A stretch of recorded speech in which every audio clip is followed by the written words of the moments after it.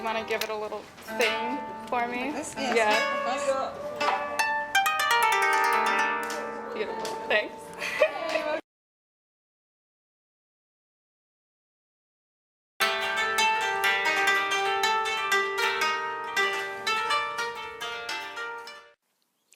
I'm going to go ahead and start this off by apologizing for how my voice sounds because I am definitely still sick and I'm coughing a lot, so I'm going to apologize for that.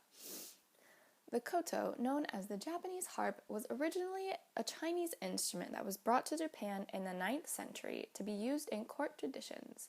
Starting off, it was strictly played by males, but through the times it developed into the household, where young women would learn koto in order to be more attractive as brides. The koto is said to be the form of a crouching dragon, with the front being the head and the end being the tail.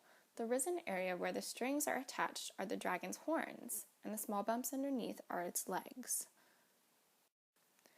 The koto has 13 strings and is tuned in different ways by changing the positions of the bridges for each string.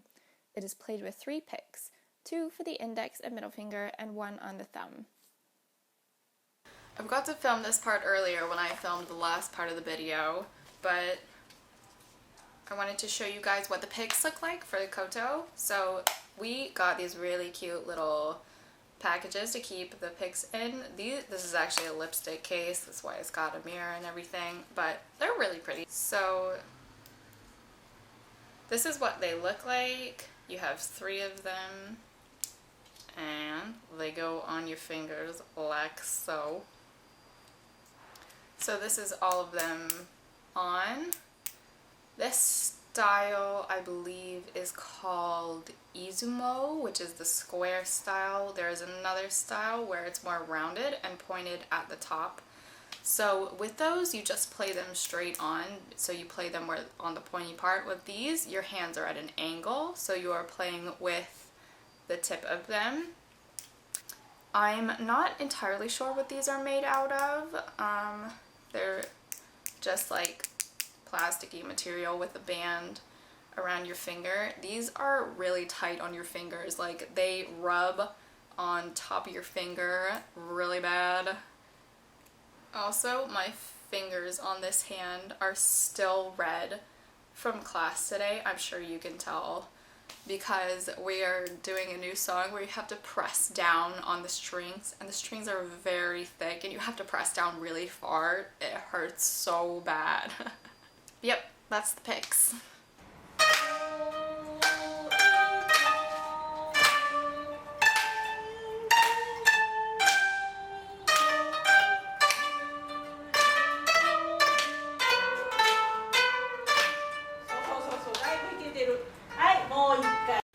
I'm gonna go ahead and apologize for how my hair looks in this video. I haven't done anything with it today, so this is what it is. My koto teacher was kind enough to give us these cookies in the last class. It was so hard not to eat them. So essentially what these are, hopefully you can see them, is baked yatsuhashi, which is made from rice flour, sugar, and cinnamon. And these are the baked version of rice cakes, which if you saw my vlog from the moon viewing, that is what I had then. Those are typically served with bean paste on top, like the ones I had, whereas these are just baked and they're plain. If I'm not mistaken, these are the less popular of the two, but these are still a popular snack in Japan today. So these are named after a blind man named Yatsuhashi Kengyo who lived in the 17th century. He also had the highest rank a blind man could have at that time, which was why he was called Kengyo. So his name was Yatsuhashi and then Kengyo was added as his rank. He started out becoming famous from the shamisen, which is another traditional Japanese instrument, but later in his life he learned koto and became a koto virtuoso and was the first to teach koto to the general audiences. He is also credited for creating one of the scales that is used on koto today, and because of all of these accomplishments, he is known as the father of modern koto. So you might be wondering what this man has to do with cookies. I'm gonna tell you. When Yatsuhashi died, he had tons of followers and pupils because he had been such an amazing teacher. So when he died and they were having his grave viewing, all of his pupils went at the same time. So there was a really, really long line to go see his grave. So some of the people there started handing out baked yatsuhashi. Since then, they have become a very popular snack in Japan, though not very many people know the history of it today, which is part of the reason why I wanted to talk to you guys about it and inform you, because a lot of people like the snack but don't know the history behind it. So it's a good thing to know. And also, I'm gonna try these now. I'm really excited. I waited like 2 days. Not 2 days, I got these yesterday. But I waited to eat them until I can make this video because I wanted to make a video on the history of it. And now I'm going to try them.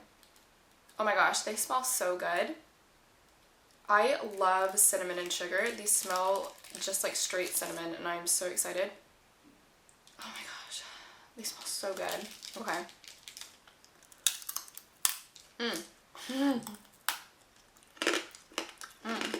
It's really crunchy. Those are so good. Oh my gosh, it just tastes like cinnamon. It's so good.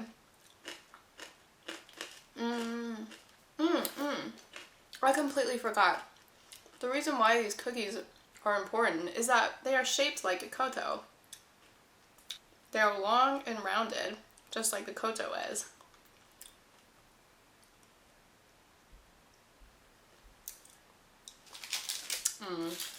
These are so good. I'm gonna eat the rest of these now. Yum.